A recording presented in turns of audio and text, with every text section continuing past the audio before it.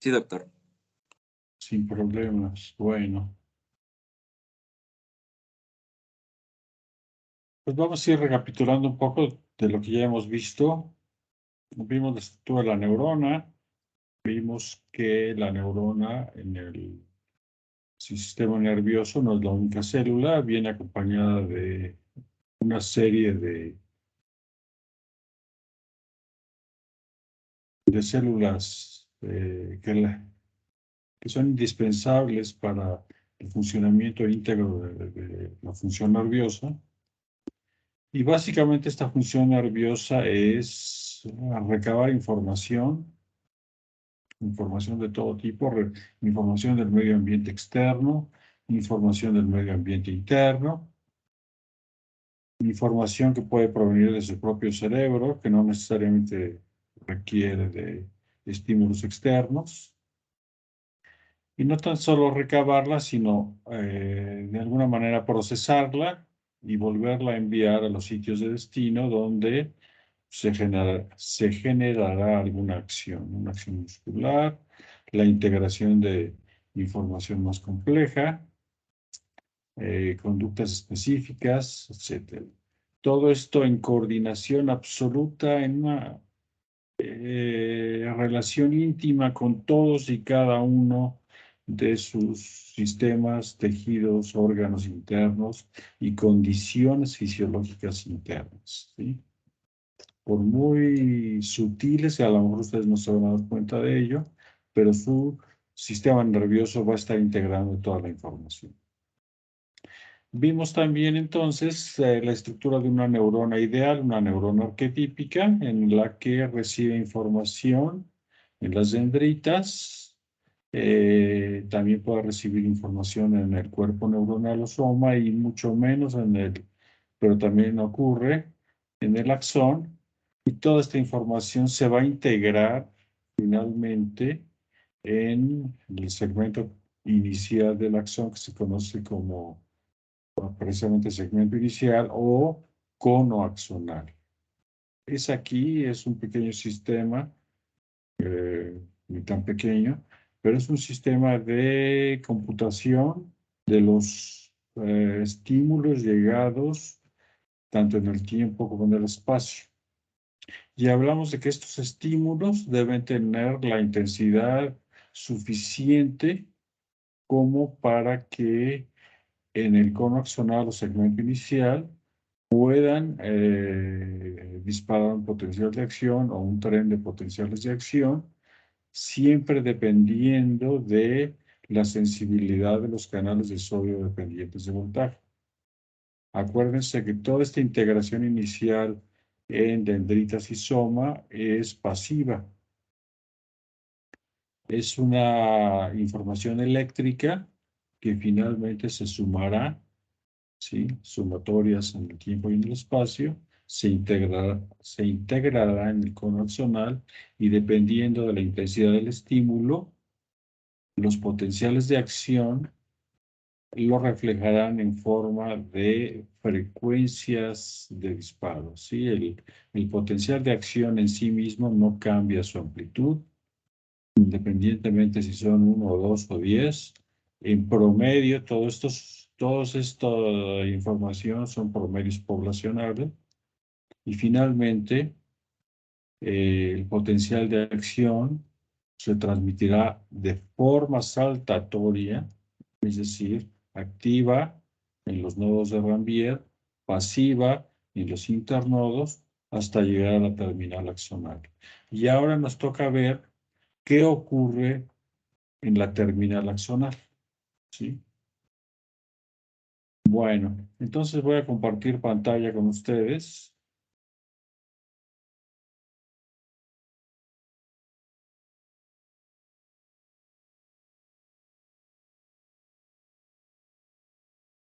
Pueden ver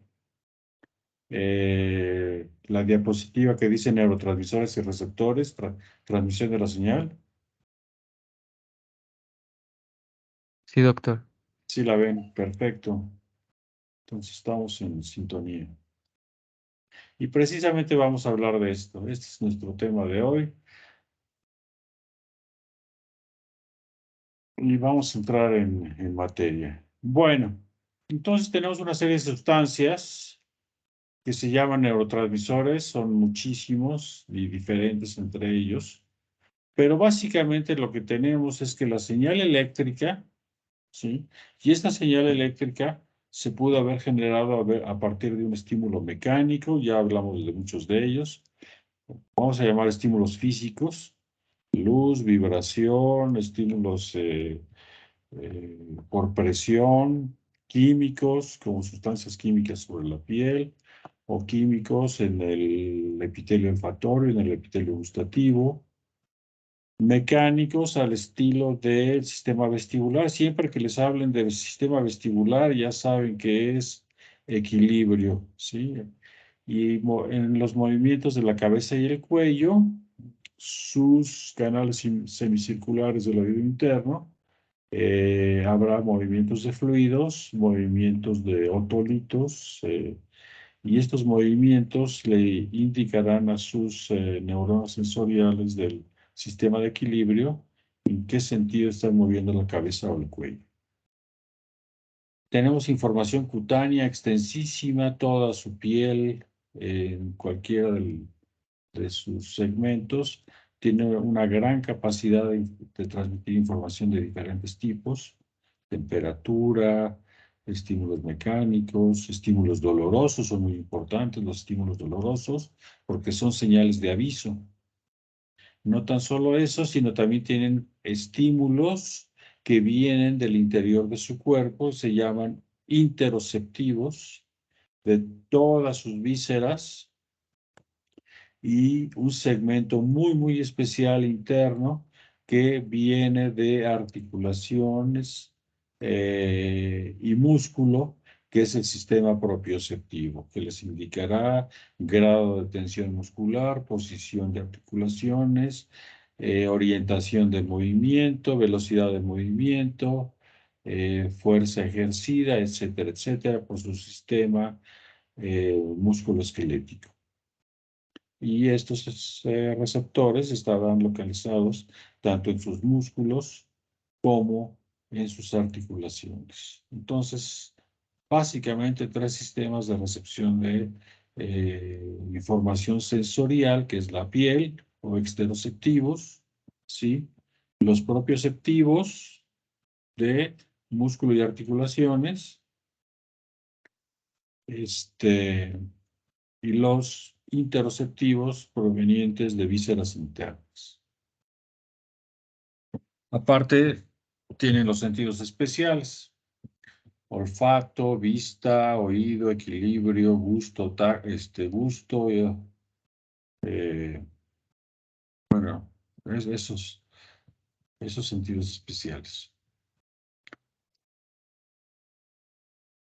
Ahora, en todos los casos, la neurona como tal, la célula neuronal, lo que va a hacer es transportar la información de manera eléctrica y tiene la capacidad de transducir una señal inicial, sea cual sea de todas estas que he mencionado, ¿sí? Por ejemplo, una señal mecánica, ¿sí? Me estoy rascando, y transducir esa señal mecánica como una sensación que finalmente la voy a recibir primero en médula espinal y después, dependiendo de la complejidad de la misma, en áreas cada vez,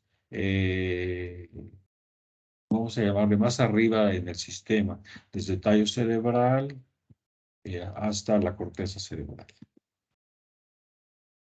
Pero toda esta información, ahora, una vez recibido el estímulo, se va a ir alternando entre información eléctrica exclusiva de la neurona y entre neuronas en información química.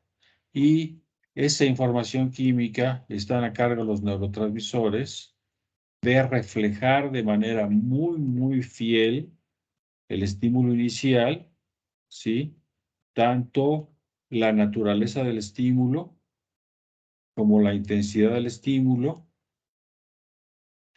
de manera química. Entonces, a un estímulo leve corresponderán frecuencias leves de liberación de neurotransmisor, ¿sí? Y estas frecuencias leves de liberación de neurotransmisor corresponderán a frecuencias menores de actividad eléctrica. Entonces, estas sustancias químicas se van a liberar por parte de una neurona al espacio sináptico. Ahorita vamos a ver una imagen. Vamos a regresar a esto. Se van a liberar por parte de la neurona presináptica a un espacio entre ella misma y la neurona postsináptica. Esto correspondería a una terminal axonal. Esto es la sinapsis o espacio sináptico. Bueno, la sinapsis es todo, la presinapsis, la postsinapsis y el espacio sináptico o intersináptico. La llegada del estímulo eléctrico en forma de un potencial de acción promoverá entonces la liberación de esas sustancias químicas que, al incidir sobre la siguiente neurona o sobre un tejido diana, un tejido blanco, un tejido final, como puede ser músculo, como puede ser glándulas, ¿sí? Efectuará una respuesta o inducirá una respuesta celular. En esta célula, aquí es una neurona, pero puede ser cualquier tipo de célula que reciba inervación nerviosa.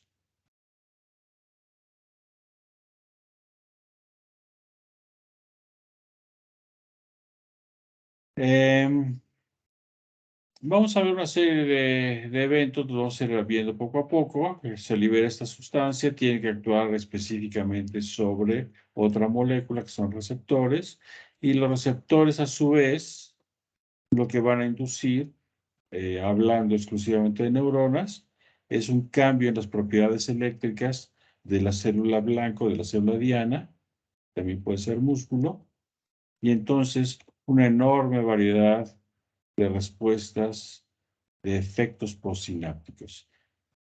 Entonces, en resumen, la neurona presináptica, a la llegada de un estímulo, una acción, un potencial de acción, libera una sustancia química. Esta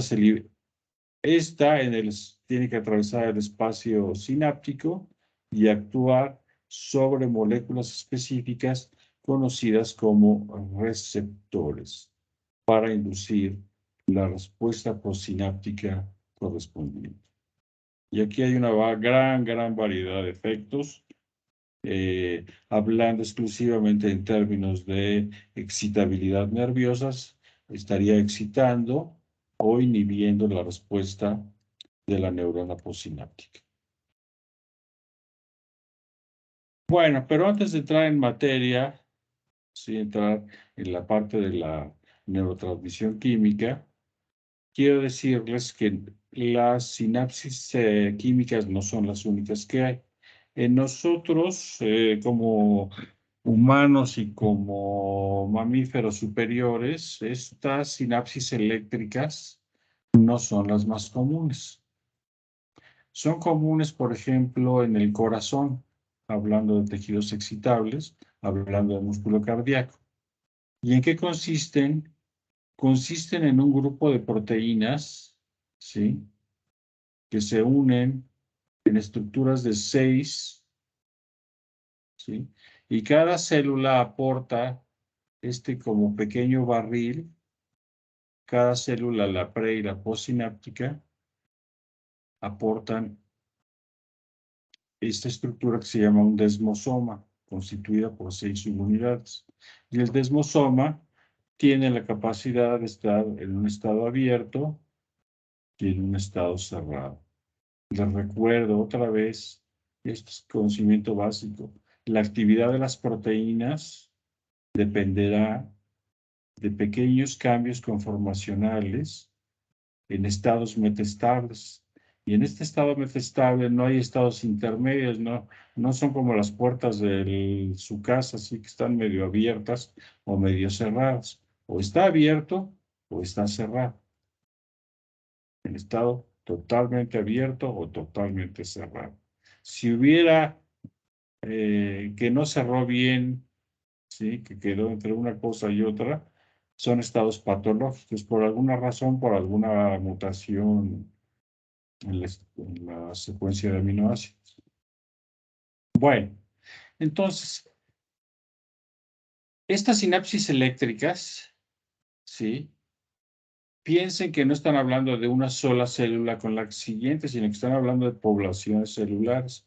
Piensen en su corazón. Entonces, áreas completas de su corazón, o por ejemplo, áreas completas de un embrión en desarrollo, tienen que estar coordinadas para ir todas en la misma dirección, ¿sí? No podemos tener en el corazón que si está fuera una célula de músculo cardíaco, de músculo estriado cardíaco, esta se esté contrayendo y la vecina se esté relajando. Lo tienen que hacer por poblaciones completas, todas contraerse al mismo tiempo, todas relajarse al mismo tiempo, y entonces estas comunicaciones lo que permiten es la coordinación del tejido y además una comunicación celular directa entre el citoplasma de la pre y el citoplasma de la célula postsináptica, sea la que sea esta.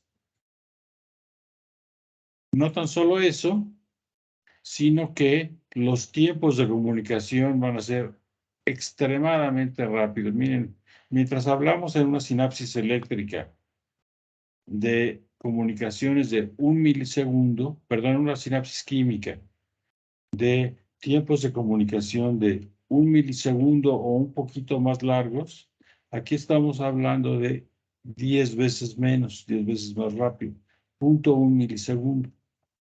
Y lo que va a pasar es que la electricidad va a pasar de manera inmediata de una sola célula, perdón, de una célula a la siguiente.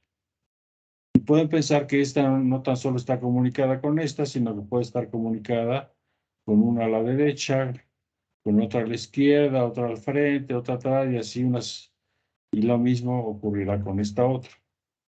En esta comunicación directa no tan solo pasa electricidad, sino que van a pasar moléculas pequeñas, ¿sí? Moléculas pequeñas como AMP cíclico, como calcio, ATP, etc. Y tienen también la característica de responder a situaciones patológicas. El calcio, como se los he mencionado muchas veces, es un ion que debe estar altamente controlado. El calcio es la primera señal de daño celular cuando no está controlado. Y el calcio lo que induce, ¿sí? Hay proteasas que trabajan en presencia de calcio. Entonces, un calcio no regulado lo que induce en estas proteasas es la muerte celular, ya sea por necrosis o por apoptosis, es decir, muerte genética, muerte celular programada. Al mismo tiempo, cuando hay daño celular, el pH tiende a hacerse más ácido y tanto la acidez en el pH como un elevado calcio le indican a las células que hay daño y por lo tanto una de las primeras respuestas va a ser el cierre de estos desmosomas para impedir mayor daño. En los sistemas biológicos, una vez que una célula está dañada, es más económico destruirla por completo que tratar de repararla.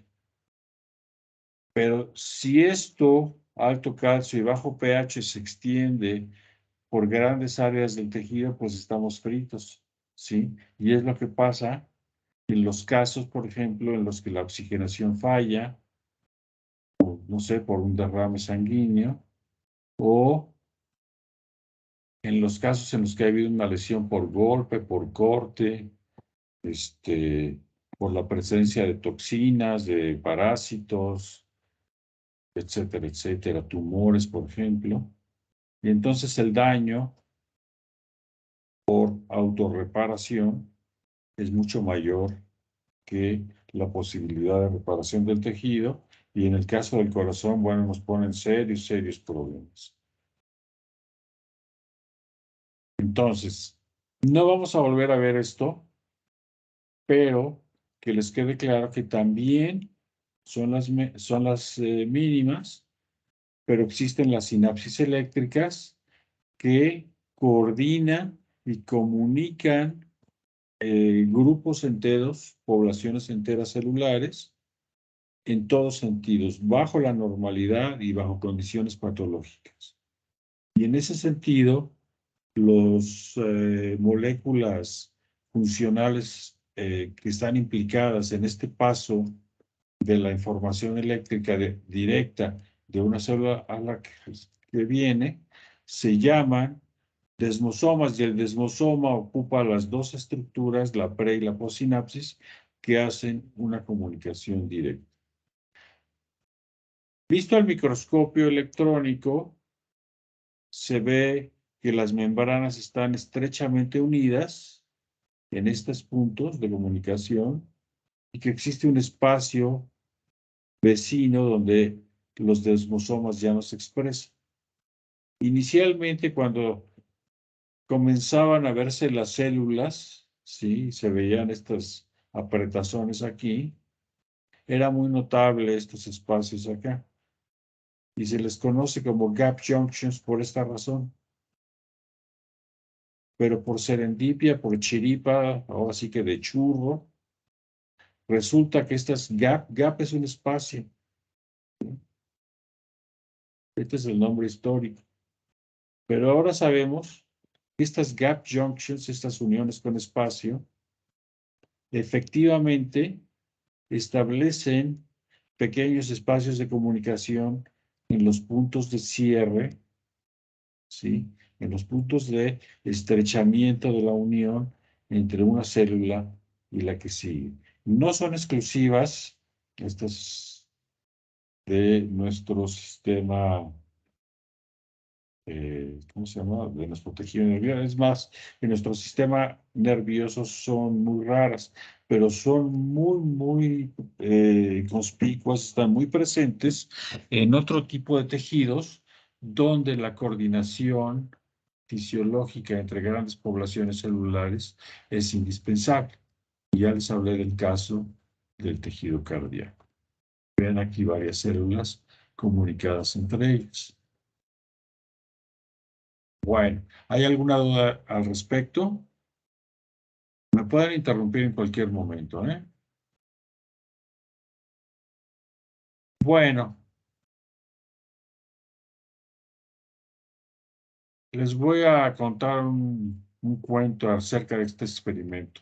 Pero antes de contarles este cuento, déjenme hablarles, ponerlos en antecedentes. A finales del siglo XIX y principios del XX, se estableció una polémica tremenda entre la escuela española y la escuela italiana acerca de la naturaleza de la comunicación nerviosa. La escuela italiana, liderada por Camilo Golgi, y la escuela española, liderada por Santiago Ramón y Cajal.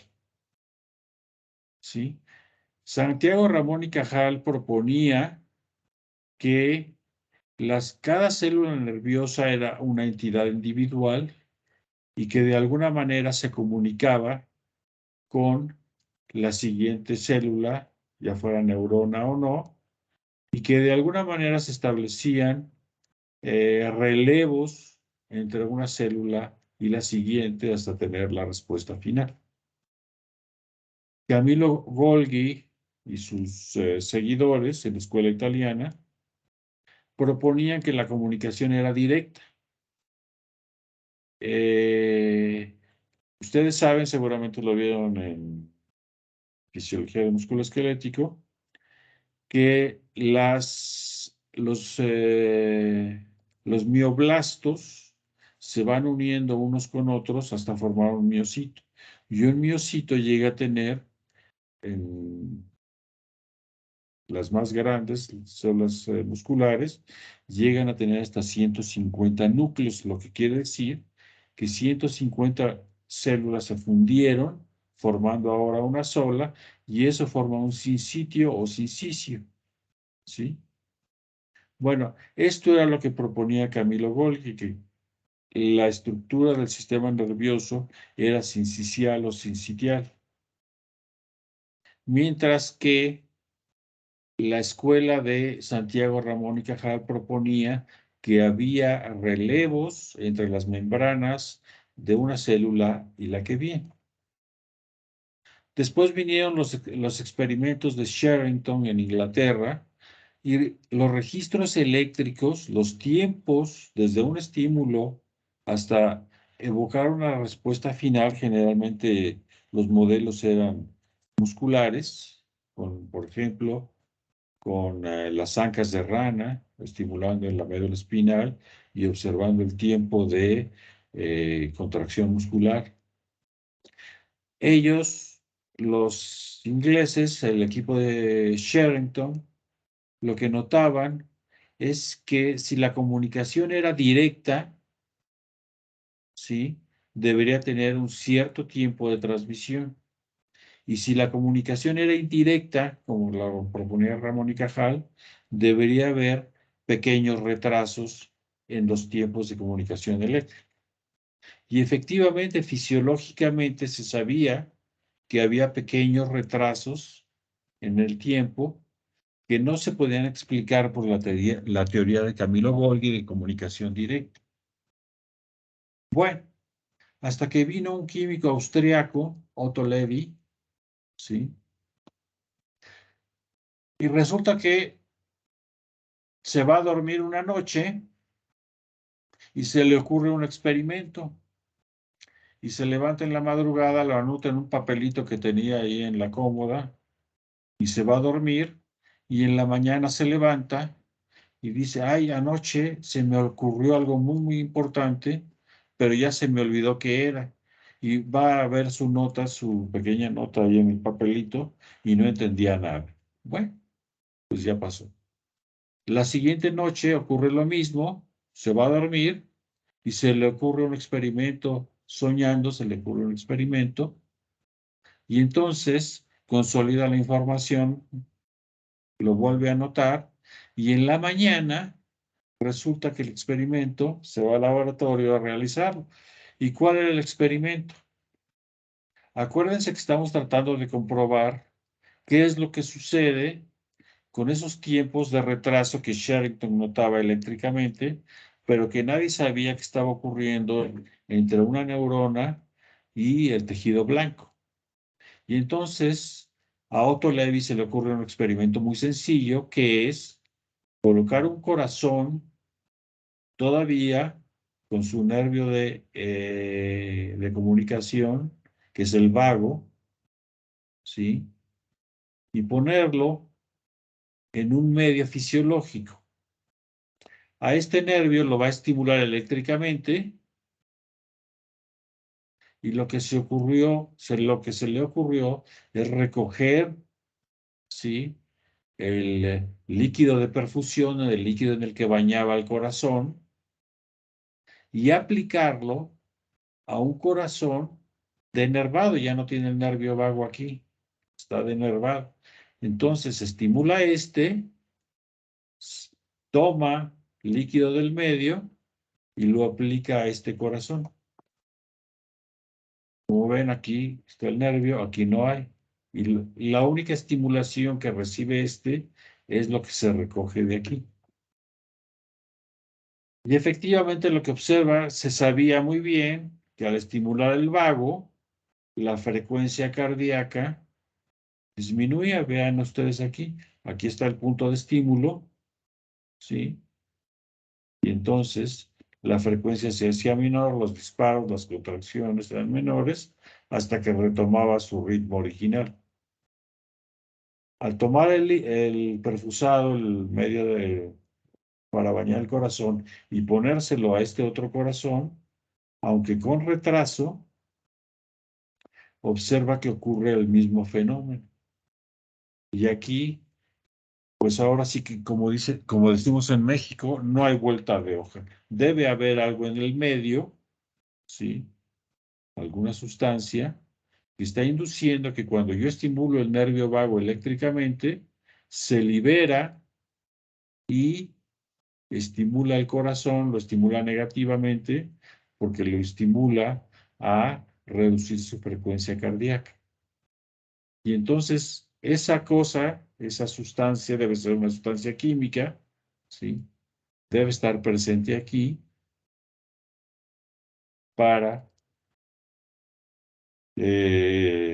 reducir la frecuencia cardíaca. Bueno, para hacerles el cuento corto, Santiago Ramón y Cajal y Camilo Golgi les dieron el premio Nobel al mismo tiempo, a pesar de que poco les faltó para agarrarse a golpes. Bueno, no sé si haya sido así, pero las polémicas eran tremendas en aquella época, casi de acabar en un duelo ahí a pistola. Sherrington también obtuvo el premio Nobel y Otto Lewy posteriormente, por esta idea, nada más, obtuvo el premio Nobel. A partir de este experimento tan sencillo, fíjense la simplicidad del mismo, simplemente estimular tomar el medio, aplicarlo acá, y aquí no hay manera de, de contradecir el resultado, ¿sí? Debe haber alguna sustancia química aquí que tenga el mismo efecto que acá.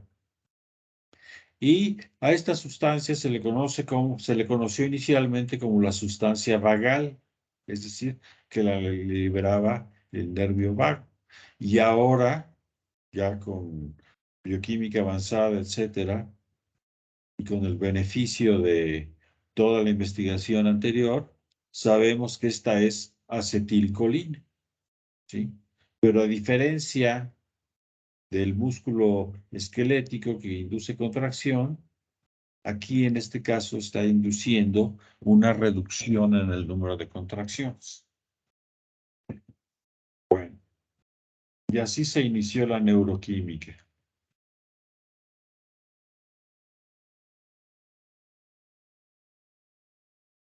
Bueno, entonces hay una serie de criterios que definen a una sustancia como neurotransmisora y son 3 de ellos. Entonces, el primer criterio es que esta sustancia debe estar presente en la neurona presináptica. Y en este caso estaba en, en el nervio vago aquí, ¿sí? Pero las cosas se hacen más sofisticadas que eso, no nada más está presente por estar presente, porque puede resultar que hay muchos neurotransmisores que son, por ejemplo, aminoácidos, y los aminoácidos son el bloque elemental para la construcción de proteínas. Entonces, el hecho de que haya glutamato, por ejemplo, que no lo hace un neurotransmisor, pero sí lo hace o sí se acerca al criterio si existen enzimas que lo sintetizan y las sustancias precursoras para su síntesis. Si yo tengo A y B por separado y AB es el neurotransmisor, pues entonces ya voy un paso adelante. Existen las enzimas para sintetizar AB y aparte tengo A por un lado y B por el otro, ¿sí? Y mi neurotransmisor AB está presente, pero eso no lo hace un neurotransmisor, no lo convierte en un neurotransmisor. Y entonces, glutamato, por ejemplo, es un aminoácido, glicina es otro aminoácido, aspartato es otro aminoácido, y aparte de ser bloques constructores de proteínas, también entran en diversas vías metabólicas y por lo tanto la evidencia es necesaria, pero no es suficiente, ¿sí? Y necesitamos los dos criterios, el criterio de necesidad y el criterio de suficiencia. El siguiente criterio es que esa sustancia, cualquiera de estas que estamos proponiendo ahora, que vamos a descubrir una sustancia que creemos que actúa como un neurotransmisor y ya comprobamos que tanto tiene enzimas sintéticas como precursores bioquímicos y que la sustancia misma está ahí, ahora lo que tenemos que demostrar es que esa sustancia se libera al espacio intersináptico, que la neurona presináptica lo libera al espacio presináptico, al espacio intersináptico, perdón. Pero esta liberación no es nada más así de que ya lo echó para afuera, sino que debe ser calcio dependiente, ¿sí? Y no tan solo calcio dependiente, sino a la llegada de un potencial de acción. Entonces tiene que montar su laboratorio, hacer los registros eléctricos necesarios, ¿sí? Tendrían que estar estimulando aquí el vago. Ya saben, ya bioquímicamente determinaron que están las enzimas biosintéticas, que están los precursores A y B, y que sabemos que A y B está ahí. Ahora lo que tenemos que determinar es que si yo estimulo aquí eléctricamente y aquí hay un potencial de acción que llega, con la entrada de calcio, ¿sí? A la llegada del potencial de acción, se va a liberar el neurotransmisor a este espacio. Eso es el siguiente criterio, que el neurotransmisor se libere de manera calcio dependiente en respuesta a una depolarización neuronal. Ese es el siguiente. Y entonces ya voy avanzando, ¿sí? Ya tengo dos criterios importantes, pero el tercer criterio es el absolutamente funcional y ustedes ya saben, seguramente ya saben por dónde va la cosa, y es que esto que sinteticé aquí, que todo lo que necesito para sintetizar está ahí. Dos, que eso que sinteticé y que todos sus precursores están ahí y que se libera en respuesta a una depolarización de calcio dependiente, que al liberarse, pues obviamente que haga lo que tiene que hacer, es decir, estimular a la neurona o célula postsináptica, y para hacerlo tengo que determinar que lo está haciendo de manera específica. Y el criterio y lo que sabemos hasta ahora es que esa respuesta específica de la célula postsináptica se realiza a través de receptores, ¿sí? Y que esos receptores van a inducir que la célula postsináptica, entre otras cosas, pueda promover la producción de un potencial de acción o, en el caso de una neurona que sea inhibida, que el potencial de membrana, vamos a decir a -60, ahora se haga mucho más negativo, que vaya hasta -80, es decir, la está inhibiendo. Pero esa inhibición o esa activación, cualquiera de los dos, ya hablamos alguna vez que tanto las inhibiciones como las activaciones son importantes, pero las inhibiciones predominan sobre las activaciones porque es el elemento regulador de todo, ¿sí? Y todo esto se realiza a través de moléculas específicas llamadas receptores. Y esta es la base de la farmacología actual, por lo menos, no tan solo de la farmacología neurológica, sino de la farmacología de prácticamente toda la farmacia, ¿sí? Que hay sustancias que actúan exactamente o muy cercanamente al neurotransmisor y otras que hacen exactamente lo contrario, que lo inhiben, ¿sí? Y entonces, si yo estoy sintiendo dolor, por ejemplo, necesito algo que me lo quite, ¿sí? Que no me...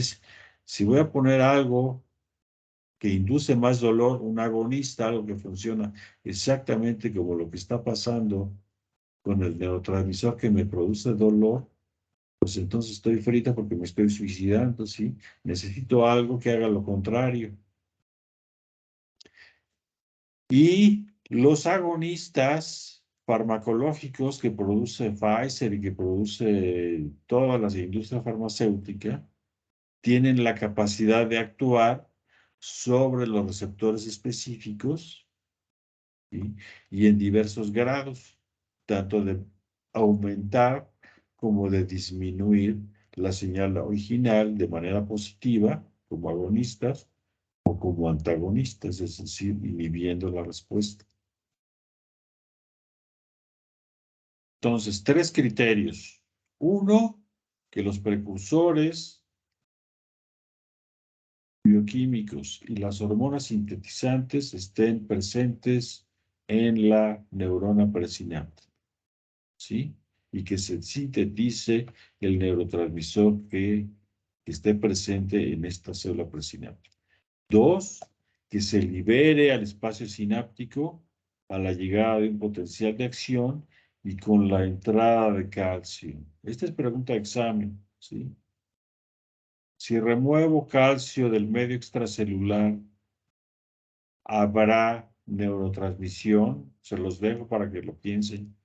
Si remuevo calcio del medio extracelular y estimulo, ¿habrá neurotransmisión? Y ahorita no vamos a contestar esto, pero guárdenlo ahí en uno de sus cajones especiales de su cerebro, porque vamos a recuperar esta información más tarde.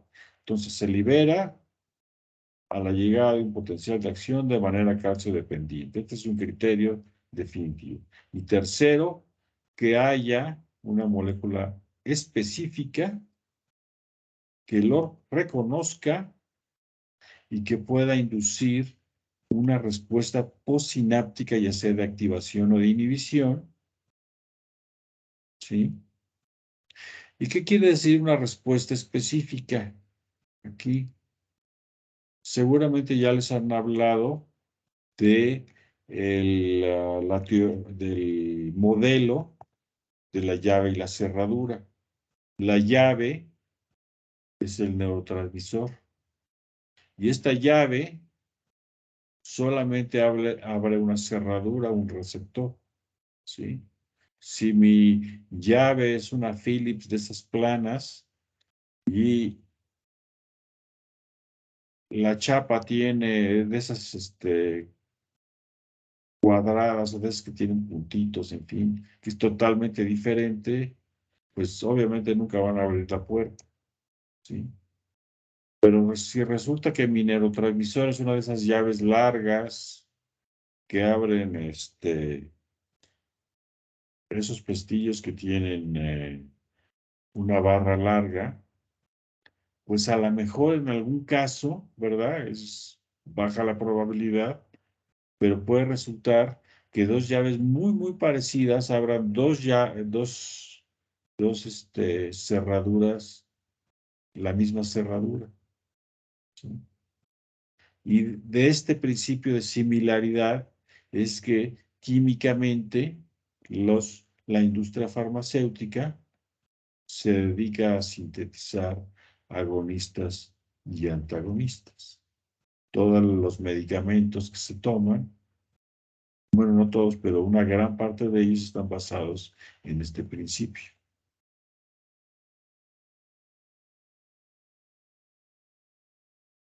Ahora, si ustedes trabajando en el laboratorio encuentran que hay algo por ahí que estimula la actividad nerviosa o un músculo, etcétera, alguna, y que es de origen nervioso, inicialmente lo vamos a postular como un neurotransmisor putativo, es decir, como un neurotransmisor posible. Y tendremos para que nos den el próximo premio Nobel, ¿sí?, que demostrar que esa sustancia que yo postulo como neurotransmisor realmente lo es, cumpliendo con estos tres propósitos, y me voy a poner a trabajar como loco para llegar primero. Y el primer criterio, precursores, enzimas biosintéticas, y él mismo, su liberación, a la llegada de un estímulo eléctrico, una potencial de acción, de manera calcio dependiente, y tercero, que al ser liberado, la neurona postsináptica lo va a reconocer específicamente a través de un receptor. Hay muchos ensayos de unión, ligando receptor se llaman, y finalmente que la respuesta que estoy buscando sea la adecuada, ¿sí? La respuesta fisiológica, por ejemplo, una contracción muscular. Y dentro de estos neurotransmisores putativos, durante muchos años, ustedes no lo van a creer, pero durante muchos años, hasta más o menos finales de los años 90, estaba todas las sustancias este, derivadas de la marihuana, ¿sí? Se veía que la gente que fumaba marihuana, que se comía pastelitos de marihuana, etcétera, o se echaba sus traguitos con extracciones de marihuana, pues tenía cambios conductuales notables. Sin embargo, los receptores tardaron mucho tiempo en descubrirse, y ahora se conocen muy bien, están muy bien caracterizados los receptores a endocannabinoides, ¿sí? Y ya se conocen muchas de las respuestas. Que las personas tienen, por ejemplo, problemas de memoria, que las personas les da hambre después de que las alteraciones visuales, alteraciones auditivas, etcétera. Y hoy en día, sobre todo agencias eh, en Estados Unidos que están muy interesadas en resolver los problemas de drogadicción que tienen, en ver cómo los pueden solucionar de acuerdo a esta información básica. Bueno, entonces, ¿cómo actúa un neurotransmisor? Sabemos que hay sustancias que se liberan, que no, los neurotransmisores no son las únicas, por ejemplo, como las hormonas, pero una hormona que se libera en la pituitaria, por ejemplo, en la glándula pineal, actúa a grandes distancias. La otra es que se libera en grandes cantidades y se liberan bajo condiciones fisiológicas muy específicas, ¿sí? Por ejemplo, melatonina se secreta en las noches, este, las hormonas sexuales llegan a secretarse de manera muy alta en las mañanas. Las hormonas que tienen influencia sobre el hambre, pues tenemos horarios específicos de comida, desayuno, comida y cena. Una vez que comimos, vienen las hormonas opuestas y nos dicen, no, pues sabes qué, mano, ya comiste, ya párale porque si no vas a empezar a vomitar o simplemente no se nos antoja, ¿no? Bueno, pero estas actúan a larga distancia y tienen tiempos de acción muy largos, ¿sí? Tan largos como que muchos de ustedes seguramente todavía están desarrollándose en términos de altura, de sexualidad, de madurez emocional, etcétera. Y son hormonas que han venido actuando durante toda su vida. Y sin embargo, los neurotransmisores, a diferencia de estas, actúan a muy corta distancia, fíjense ustedes, 20 nanómetros, que es una distancia un poquito más larga que el grosor mismo de la membrana celular, prácticamente el doble. Tenemos un espacio en longitud, el doble del grosor de la membrana celular. Estas actúan no a grandes distancias, sino sobre la célula inmediatamente vecina, la célula postsináptica, sea la que sea esta, una neurona, una célula glandular, músculo liso, músculo cardíaco, músculo esquelético. Y la acción es absolutamente inmediata. Prácticamente termina una vez iniciado el estímulo. Mientras que estas, la acción es a largo plazo, a veces hasta de años. Y en este caso es muy rápido. Y tiene que ser muy rápida porque necesitan respuestas muy rápidas, sobre todo respuestas que permitan posteriores respuestas. Si bien el león no se pueden quedar congelados ahí, porque el león se los come, ¿sí? No pueden pedirle permiso un pie al otro para correr, porque cuando le está pidiendo permiso, pues a lo mejor ya les comieron un brazo. Bueno, entonces, este es el último criterio, perdón.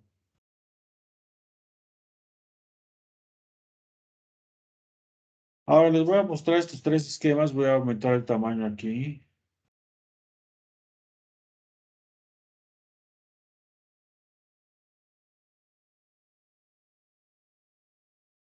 En este primer esquema que tenemos del lado izquierdo, tenemos una terminal presináptica, es una terminal axonal, ¿sí? Y en esta terminal axonal, a esta zona, se le conoce como el botón presináptico. Y vean ustedes lo que tienen aquí son vesículas. Todos, esto llévenselo hasta el último de sus días, todos los neurotransmisores están contenidos en vesículas. El único que quizá no esté contenido en vesículas es el óxido nítrico, pero es un gas. Y a partir de esta compartamentalización en vesículas, el contenido de la vesícula se liberará al medio intersináptico y actuará, aquí acuérdense, la distancia de aquí a acá debería ser el doble del grosor de estas membranas. O sea que pues, estaríamos hablando de que idealmente esto estaría colocado más o menos por aquí, si estuviera escala. Y la célula postsináptica no necesariamente tiene que ser una neurona, ¿sí? Y ese neurotransmisor actuará sobre el receptor en cuestión y evocará la respuesta respectiva. Otro potencial de acción. Perdón, en este caso sería un potencial generador. Si fuera otra neurona, estaría actuando aquí generalmente sobre una dendrita o sobre el cuerpo, el somas neuronal.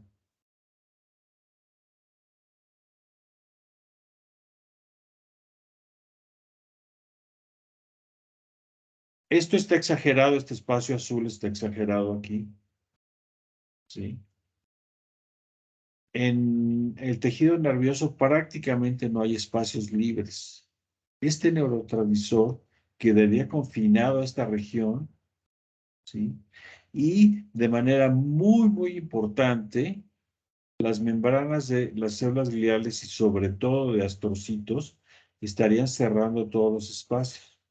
Todo lo que no sea contacto sináptico entre la pre y la postsinapsis estaría ocupado absolutamente por células gliales y particularmente astrocitos.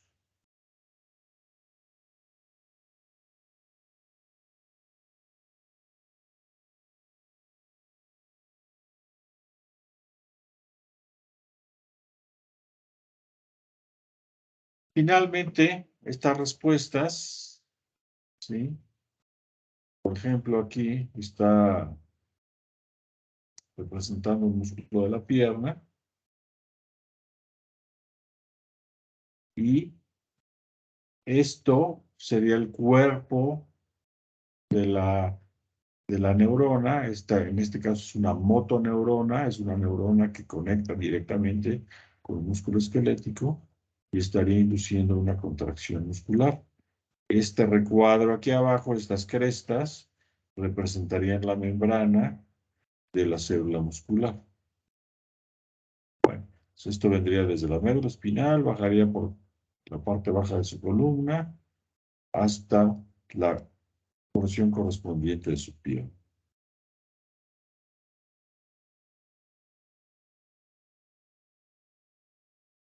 Bueno, entonces, excepto quizá por óxido nítrico, el resto de los neurotransmisores siempre está almacenado en vesículas, ¿sí? Y se libera el contenido al espacio intersináptico. Aquí vamos a ver una serie de ejemplos. Bueno, no es una serie de imágenes más que otra cosa, de qué es lo que está pasando. Vamos directo a esta. Primero aquí.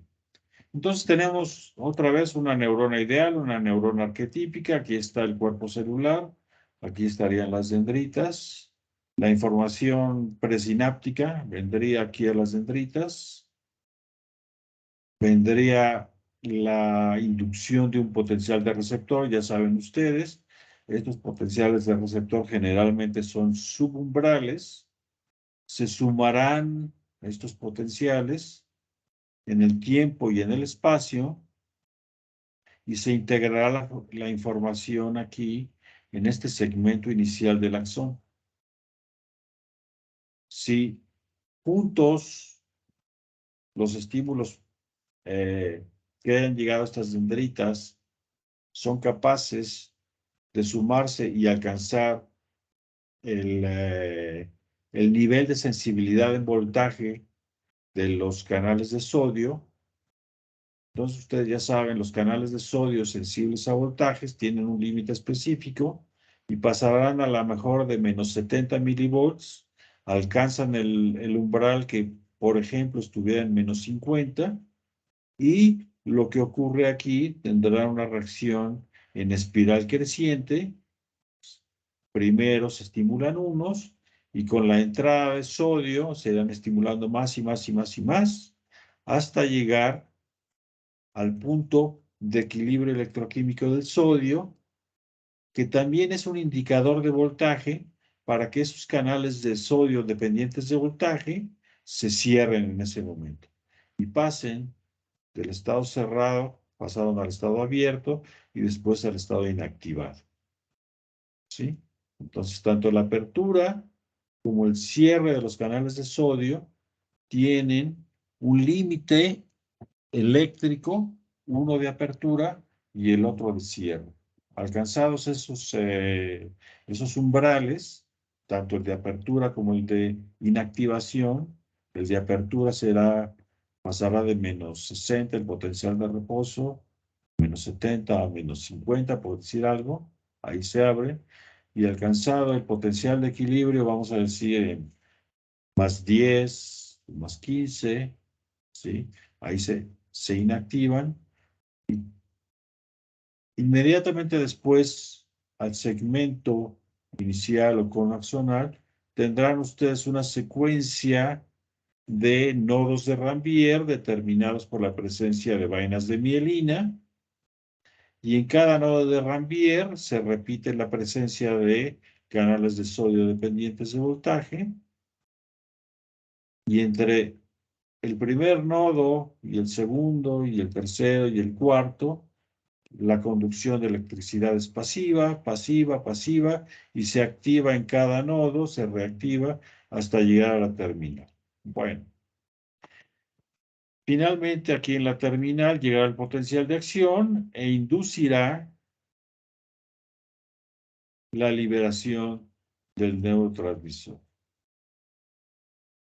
Los neurotransmisores, tanto el neurotransmisor como las vesículas, se sintetizan en el cuerpo de la neurona. Tienen ustedes un núcleo normal, un retículo endoplásmico rugoso primero, un retículo endoplásmico liso, un aparato de Golgi en sus segmentos cis o cercano, medial y trans o alejado. Y aquí van a tener un sistema de producción y de reciclaje de membranas, determinado por este sistema de membranas. La primera membrana es la membrana nuclear. Es una membrana doble. Después vienen las membranas de retículo endoplásmico rugoso, retículo endoplásmico liso, el aparato de Golgi en sus segmentos cercano, mediano y alejado, y de aquí se irán desprendiendo pequeñas vesículas, y todas las células las tienen, y las células, por ejemplo, que producen hormonas, estas irán a dar a la membrana de superficie y se liberará la hormona al torrente sanguíneo, ¿sí? Pues hagan de cuenta que esta es una célula normal como cualquier otra, excepto que tiene una prolongación aquí que se llama axón. Y el transporte de estas vesículas que ya fueron cargadas en esta zona con el neurotransmisor se realiza gracias a la presencia del citoesqueleto, que ya hablamos de él. Dos sistemas en particular, microtúbulos y filamentos intermedios. Y va a haber un transporte anterógrado, es decir, del soma a la terminal, y un transporte retrógrado. Ahora vamos a regresar, perdón, vamos a retornar a este punto, pero el transporte retrógrado trae a las vesículas de regreso, ¿sí? Para integrar este ciclo de síntesis, formación, liberación, captura, regreso, aquí es exocitosis, endocitosis, regreso, reciclaje, y se repite el ciclo. ¿Queda claro esto? Todo lo que está implicado aquí. Bueno, entonces, si hay alguien que quiera preguntar de una vez, ¿eh? Entonces, síntesis tanto de neurotransmisor como de vesículas, empacamiento de vesículas, transporte anterógrado, ¿sí? Llega el estímulo, entra calcio, se libera el neurotransmisor, parte de él que no se degradó se va a reciclar. Esto se libera por exocitosis, se captura por endocitosis, las vesículas se vuelven a cargar, regresa al sistema central de vesículas, se regenera el sistema y otra vez. Bueno, entonces, en este ejemplo, vamos a ampliarlo un poquito.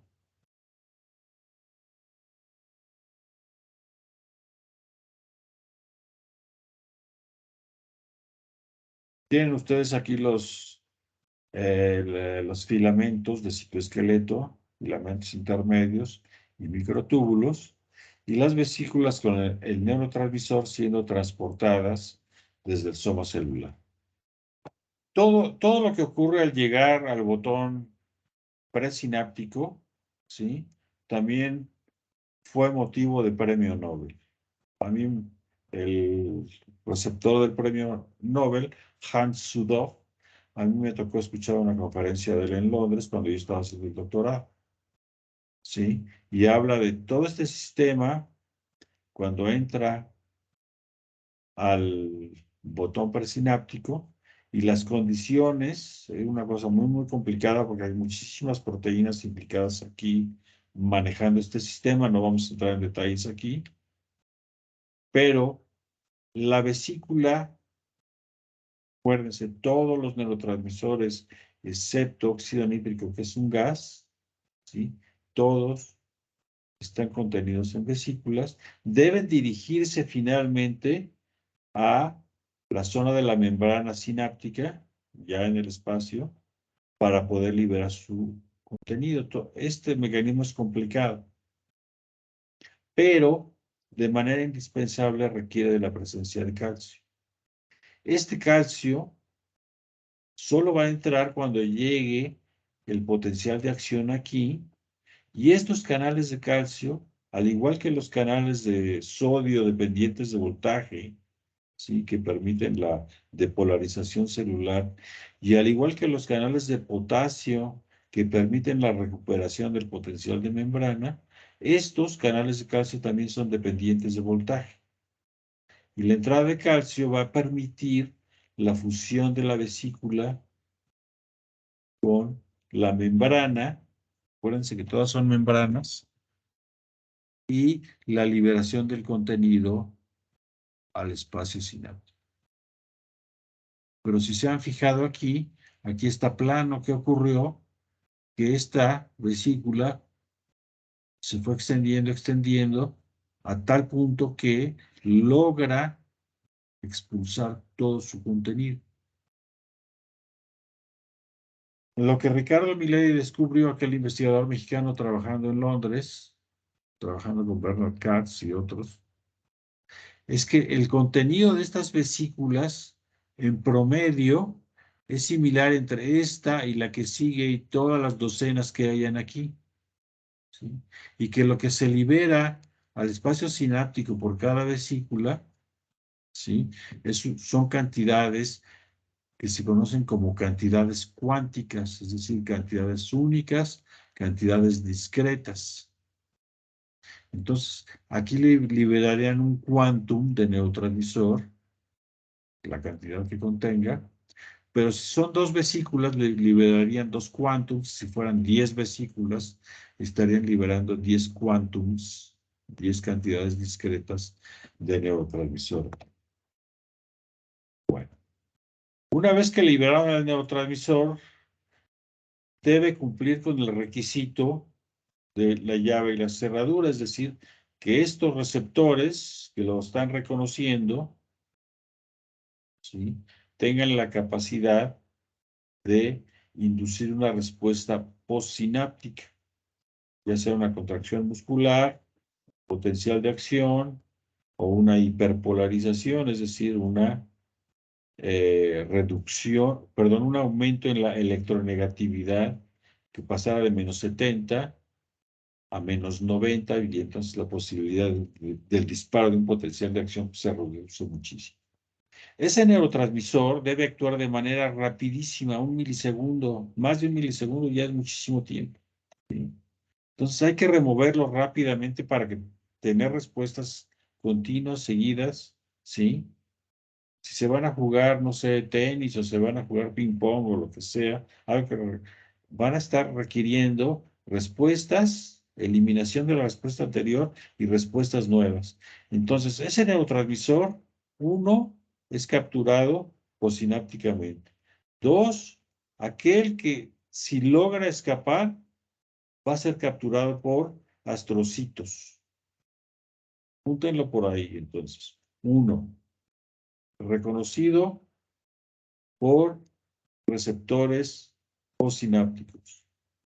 Dos, el que difunde, removido por astrocitos. Tres, muchos de ellos, no todos, van a ser degradados por enzimas hidrolíticas. Y particularmente el que va a ser degradado más rápido es acetilcolina, que va a ser degradado por acetilcolinesterasa. Y cuatro, va a ser recapturado por la neurona presináptica y reciclado. ¿Sí? Otra vez. Reconocido por receptor, removido por astrocitos, destruido, hidrolizado, digerido, como lo quieran llamar, por enzimas hidrolíticas. Y cuatro, recapturado por la célula presináptica. Recapturado, la recaptura tiene dos vías. Una por endocitosis, que es lo que está ocurriendo aquí, y otra que no está representada aquí, por transportadores específicos. Es decir, proteínas que lo van a atrapar y lo van a internar otra vez a la neurona presináptica. ¿Sí? ¿Queda claro aquí? Si alguien tiene duda, Pregunten.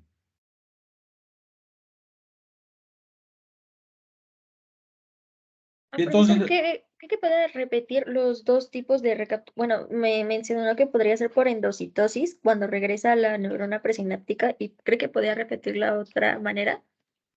sí, vamos a verlo aquí precisamente, en este esquema. ¿Cómo te llamas? Jessica. Jessica, mira.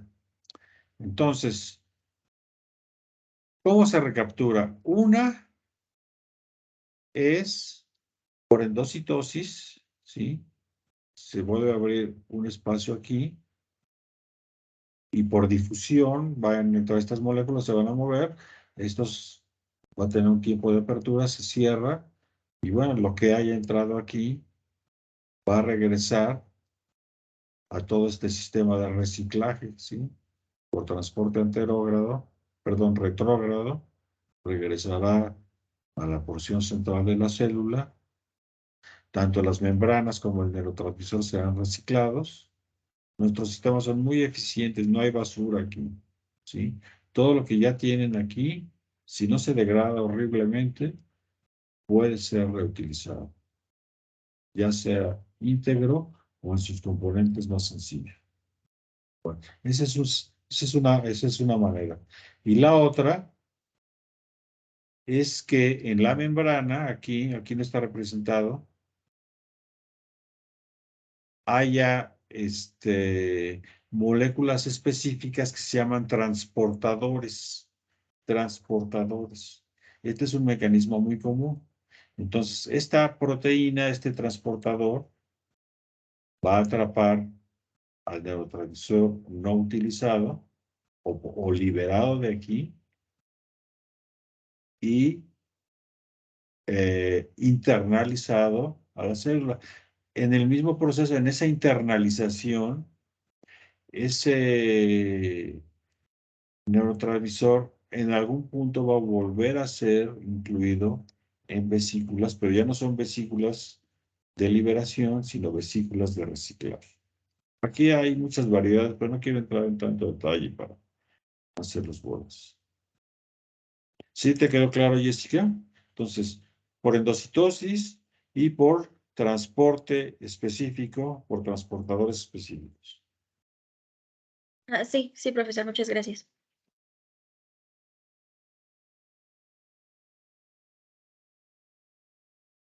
Dependiendo del tamaño del neurotransmisor, los neurotransmisores más pequeñitos, vamos a pasar aquí a esta tabla.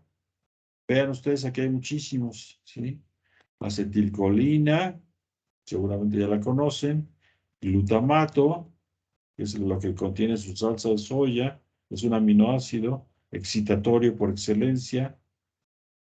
Ácido gamma aminobutírico junto con glicina son inhibitorios por excelencia. Las catecolaminas, ahorita voy a regresar a este punto, excitatorias e inhibitorias. Acetilcolina, excitatoria o inhibitoria. Serotonina, excitatoria, histamina excitatoria, excitatoria. Sí, tiene las moléculas precursoras bioquímicamente. Y bueno, entonces la pregunta es, si aquí hay una excitación o una inhibición, ¿a quién se lo debemos? Si es el mismo neurotransmisor, vamos a decir que es acetilcolina o que es dopamina. Esto, apréndanselo ahorita, ¿sí? La respuesta específica de la célula posináptica se va a relacionar al tipo específico de receptor. Es el receptor el que determina la respuesta en última instancia. Y aquí tenemos entonces que cuando acetilcolina es excitatoria, es porque su receptor tiene la capacidad de excitar de alguna manera molecularmente a la célula en cuestión. Y el ejemplo clásico es el receptor nicotínico de músculo esquelético que siempre va a ser excitatorio, ¿sí? Y existe una familia de receptores que son completamente diferentes al excitatorio, pero que también reciben acetilcolina y que son inhibitorios. No voy a entrar en nombres ahorita. Los receptores, hay dos tipos de receptores a glutamato y ambos son excitatorios. Los receptores a GABA todos son inhibitorios y los receptores a catecolaminas, es decir, adrenalina, noradrenalina y dopamina, se conocen como catecolaminas. Y junto con serotonina, todas estas se conocen como aminas biogénicas. Tiene un grupo amino ahí, ¿sí? Pero vean cómo las catecolaminas pueden ser excitatorias o inhibidoras y la respuesta excitatoria dependerá del receptor y la respuesta inhibitoria dependerá exclusivamente del receptor presente. Eso llévenselo hasta el último de sus días. Bueno.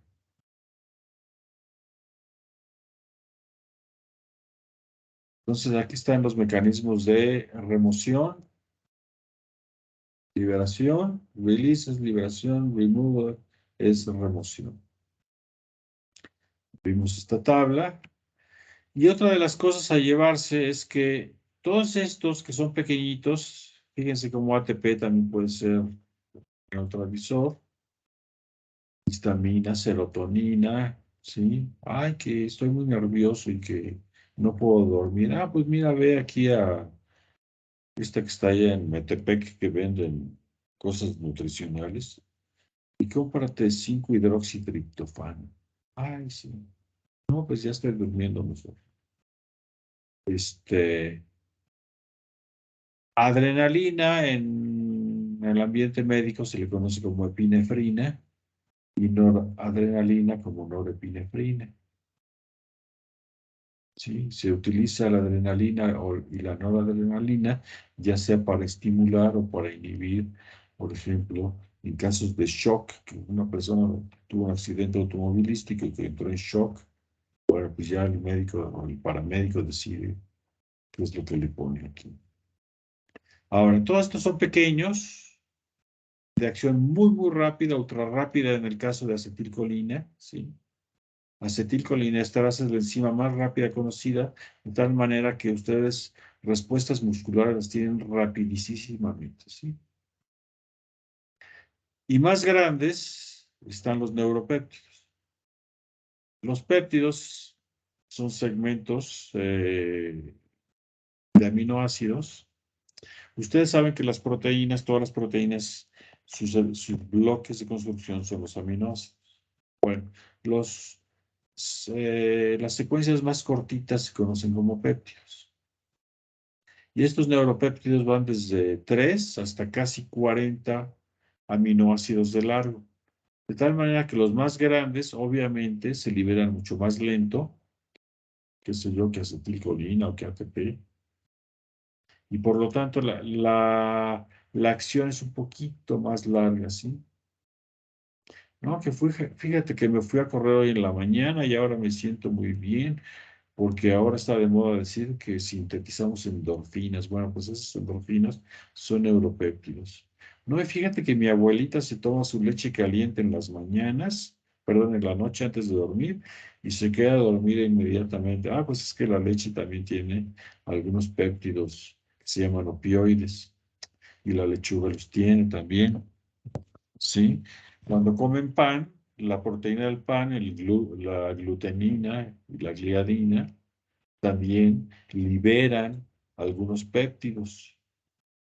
Y la gente que son intolerantes al gluten, precisamente generan anticuerpos contra estos péptidos que eh, los degradan ustedes mismos en el tracto digestivo y sintetizan, desgraciadamente, ustedes mismos estos péptidos que les hacen daño y que, no sé, alguna gente casi hasta se muere si se come una galleta, ¿no? Entonces, Van desde secuencias de 3 aminoácidos hasta casi de 40 y tienen diversas acciones. Tienen acciones sobre la motilidad y contractilidad del sistema gastrointestinal, por ejemplo, de la contractilidad de la vejiga cuando, no sé, cuando vamos a orinar, etcétera. ¿Sí? Resultado de algunos alimentos, pan, la lechuga, la leche.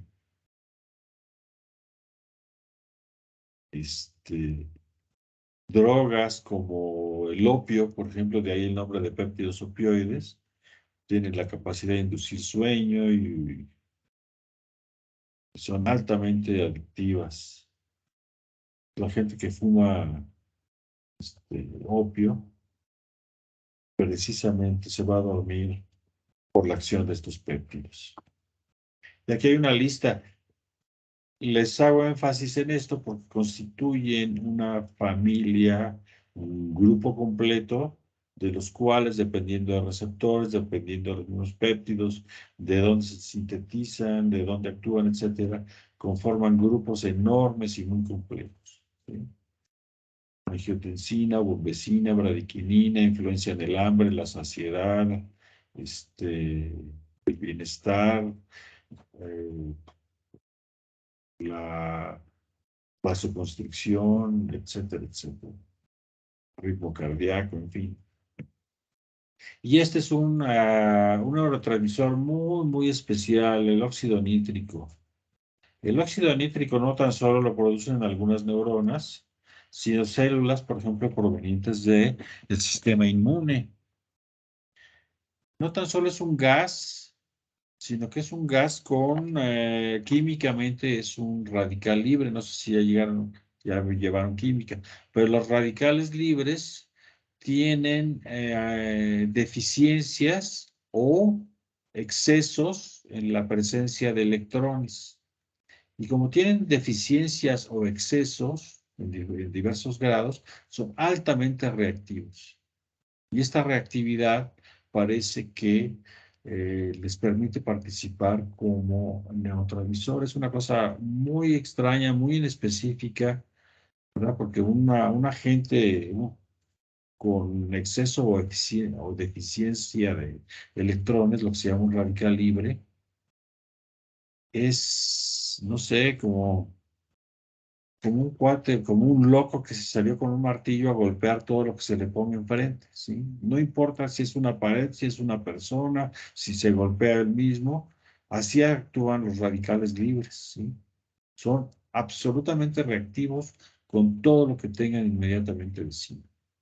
No importa si es un lípido, una proteína, lo que sea, pero de alguna manera, por ejemplo, en el sistema inmune, la producción de óxido nítrico puede destruir moléculas extrañas, puede destruir microorganismos, etcétera, mientras que en el sistema nervioso central participa en la formación de la memoria, ¿sí?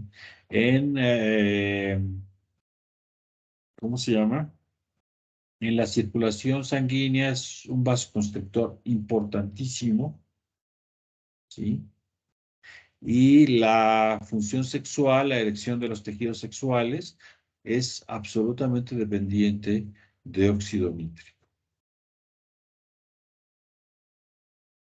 Bueno, les hablé entonces de la liberación cuántica de neurotransmisores y sabemos de esa liberación cuántica porque no necesariamente debe haber una contracción muscular para que eléctricamente, electrónicamente puedan registrar la presencia. Voy a aumentar aquí.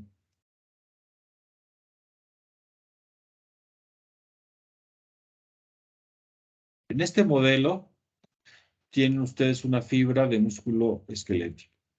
Tienen un electrodo de registro, ¿sí? Este electrodo de registro puede ser externo y acuérdense que siempre van a necesitar un electrodo de referencia con el cual comparar los cambios de potencial. Aquí tienen un electrodo de estimulación. Vamos a suponer que están estimulando a nivel de médula espinal. Esta es una motoneurona. y, qué sé yo, en la porción lumbar, por ejemplo, y registrando en músculos distales en algunas de sus piernas. Bueno, si la estimulación es suficiente como para inducir una contracción muscular, bueno, registran ustedes un potencial de acción completo, ¿sí? Aquí, el potencial de membrana de base está en menos 100 milivolts. En milivolts aquí, contratiempo en milisegundos. Este es el potencial de membrana de base, ¿sí? Ustedes están con sus aparatos, tienen su estimulador y su aparato de registro, estimulan y alcanzan el umbral de disparo. Ya saben, el umbral de disparo es el punto de sensibilidad de los canales de sodio en el que van a pasar del estado cerrado al estado abierto, se dispara el potencial de acción, alcanzan aproximadamente el potencial de equilibrio del sodio en ese punto y también por sensibilidad al voltaje se cierran los canales de sodio, pero ya empezaron a actuar, ya se abrieron también por sensibilidad al voltaje los canales de potasio y comienza a recuperarse el potencial de membrana, se pasa un poquito y recupera su potencial de membrana original. Bueno, esto es bajo estimulación. Pero ahora no voy a estimular, simplemente voy a registrar qué está pasando. Aquí está la escala, ven, de una raya blanca a la otra es 1 milivolt. Simplemente estoy registrando. El tiempo, vean la diferencia de escalas, de 0 a 6 milisegundos, de 0 a 200 milisegundos. Y aquí lo que estoy registrando es que siempre hay pequeños brincos, pequeños cambios de voltaje, que no llegan ni a 1 milivolt, pero los hay. No son regulares, se presenta uno, aquí casi a 0, y uno casi 500 milisegundos después, y aquí unos muy cercanos entre ellos. Ya estos se les llama potenciales miniatura de placa. Se están ocurriendo. ¿Qué es lo que está ocurriendo aquí? Bueno, obviamente,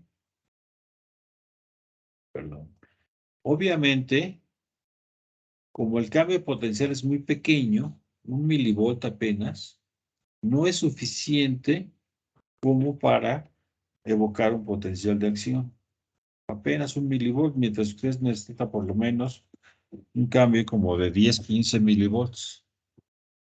Entonces son threshold aquí, es sub-threshold, es subumbral, son espontáneos. ¿Qué está ocurriendo ahí?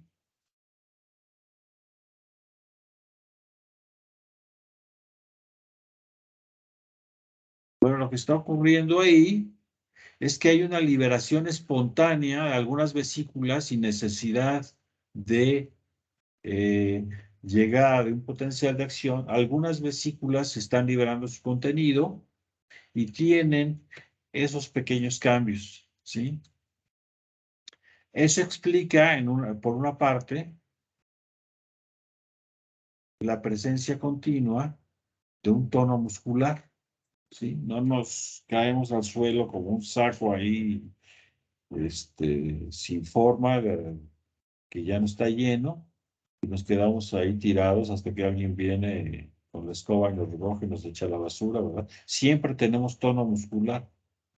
Y de alguna manera, siempre, aunque estamos dormidos, etcétera, vamos a tener esta liberación continua de neurotransmisor y a mantener este tono muscular. A estas se le llaman potenciales de placa en miniatura, ¿sí? Estos potenciales de placa en miniatura son un ejemplo de lo que también ocurre en el sistema nervioso central. Siempre tenemos actividad central y no necesariamente se dirigen en dirección al umbral de disparo. También pueden dirigirse en dirección contraria, dirigirse hacia la hiperpolarización hacia el aumento de la negatividad de la membrana y por una parte mantendrán un tipo de actividad que tiende a la activación y por otro un tipo de actividad que tiende a la inhibición. Entonces, unos serán excitatorios y otros serán inhibitorios. Pero en todos los casos existen y aquí este fue uno de los trabajos más importantes, por ejemplo, de el grupo de Bernard Katz junto con Ricardo Milleri. Ricardo Milleri desafortunadamente ya falleció, pero tenía un laboratorio aquí en la UNAM en Juriquilla y su otro laboratorio en la Universidad de California, creo que en Irvine, en el sur de California. Bueno, entonces, son los receptores los que van a determinar la respuesta postsináptica, ¿sí? Ya sea activadora o inhibidora. Y esta respuesta, aquí tenemos varios ejemplos. En algunos casos, vean ustedes, voy a aumentar aquí el tamaño de la imagen. Un poquito más. Vean el caso arriba, el caso A, receptores unidos a canales iónicos, ¿sí? Este es el caso, por ejemplo, del receptor nicotínico de acetilcolina. Aquí representado en rojo estaría el neurotransmisor, que es la molécula señal, y con una estequiometría de 2 moléculas señal para que abra este canal iónico, lo que está induciendo inmediatamente es la apertura de un canal iónico y la entrada de canal de especies catiónicas, es decir, de especies con carga positiva. Lo mismo ocurre, hay algo similar con el receptor a glutamato. Y lo mismo ocurre con el receptor a GABA, nada más que el GABA, en lugar de dejar entrar iones positivos, deja entrar cloro, y en lugar de que se invierta la polaridad, se haga menos negativa y adquiera un carácter positivo, se depolarice, aquí se hace más negativa y por lo tanto el GABA es inhibitor. Bueno, pero estos tres ejemplos, GABA, glutamato y receptor nicotínico de acetilcolina, son los menos comunes. No voy a decir que son excepción porque hay por todos lados, pero en número son los menores. Entonces, esta actividad permite la entrada directa de iones.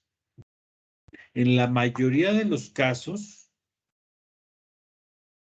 la molécula señal, el neurotransmisor, actúa sobre el receptor y el receptor indirectamente va a activar una molécula abajo en la cascada de señales. Y aquí hay un intermediario que se llama las proteínas G. Lo vamos a ver en más detalle, no lo vamos a ver hoy, pero lo vamos a ver en más detalle. ¿Sí? Entonces, llega la molécula señal, activa, ya saben que activación aquí significa cambio conformacional, cambio tridimensional, cambio en 3D, cambio en tercera dimensión. Son cambios metaestables de un punto a otro, no hay puntos intermedios. Y en este cambio de forma va a tener la capacidad de interactuar con este complejo de proteínas G. Y las proteínas G van a hacer lo mismo, su cambio conformacional, y van a actuar sobre una enzima, un tercer elemento, que a su vez va a tener una respuesta específica. Y esto explica cómo en algunos casos, por ejemplo, en el caso de acetilcolina, cuando no actúa sobre el receptor nicotínico, puede ser en algunos casos inhibitorio o excitatorio, porque toda esta cascada va a conducir a cambios tales que inhiban o activan a la neurona o tejido postsináptico. Hay otro tipo de señales, subirle aquí, que también se realizan a través de información bioquímica, ¿sí? Y tenemos un receptor, aquí tenemos la molécula señal, de una forma rara es doble, pero vean cómo esta molécula doble tiene la capacidad de unirse a una subunidad y a otra, traerlas juntas, y este receptor en sí mismo tiene actividad catalítica, tiene una actividad enzimática. Y lo que ocurra aquí, de aquí en adelante, dependerá de la naturaleza de la cascada bioquímica que ocurre aquí.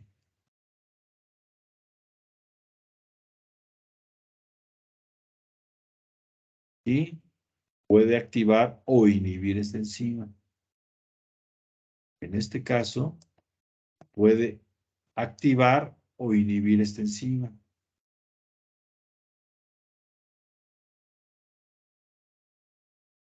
Bueno, vamos a ver esto con más detalle en la próxima clase. Pero a donde vamos entonces es que hay dos tipos de respuestas generales.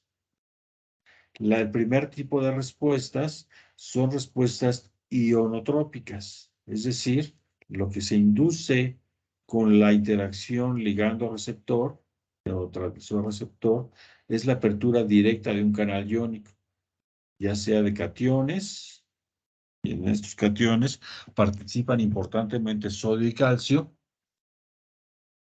o de aniones, como en el caso de el receptor agava, que permite la entrada de cloro. Bueno, estos son ionotrópicos, apertura directa de canales iónicos.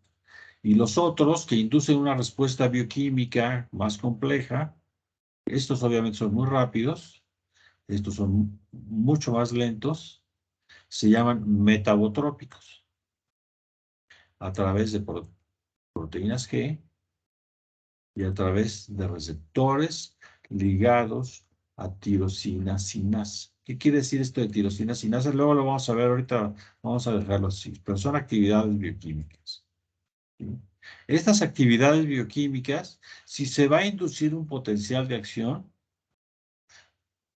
después de varios pasos, lo que va a ocurrir, obviamente, que me está picando, después lo que va a ocurrir, después, aquí abajo de la cascada de señalización, obviamente, si se va a generar un potencial de acción, es la apertura de canales de sodio. Lo mismo en este caso, ¿sí?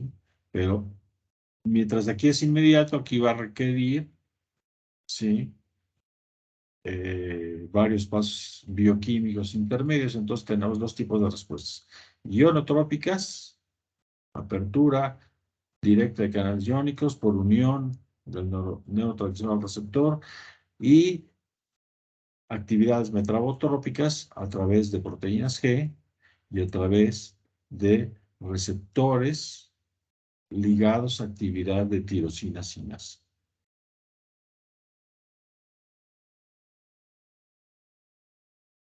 Bueno, esto es lo mismo que les acabo de decir. Y después vamos a ver esto. Ahorita ya lo vamos a dejar aquí porque ya es mucha información y no quiero acabar con ustedes. ¿Hay alguna duda hasta aquí? ¿Alguien quiere preguntar algo? ¿Quieren que repita algo? Tenemos tiempo.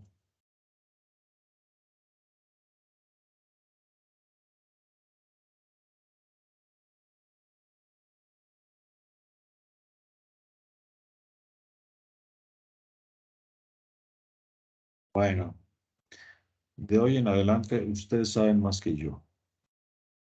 Si les preguntara sobre las imprecisiones de esta imagen, bueno, ustedes me dirían, bueno, primero que todo, la distancia entre estas membranas es demasiado larga, ¿sí? Otra cosa es que no hay espacios libres en el sistema nervioso central. Aquí habría células gliales. Importantemente, astrocitos estarían ocupando todo esto. Aquí sería una unión presináptica a un soma neuronal, sería una unión axosomática. Si esta es una dendrita, aquí sería una unión axodendrítica. ¿Sí? Si este fuera un axón, esta sería una unión axonal o axoaxónica. Los criterios, este experimento de Otto Levy, la verdad es una belleza si ustedes lo piensan, la sencillez del mismo y revolucionó totalmente, inició la neuroquímica a partir de este ensayo tan sencillo.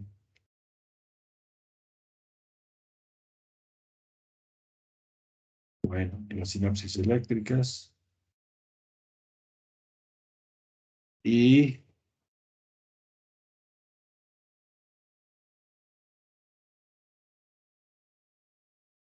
dejo de compartir. Primero que todo. Después detengo la grabación y no se vayan porque voy a bajar la lista de asistencia.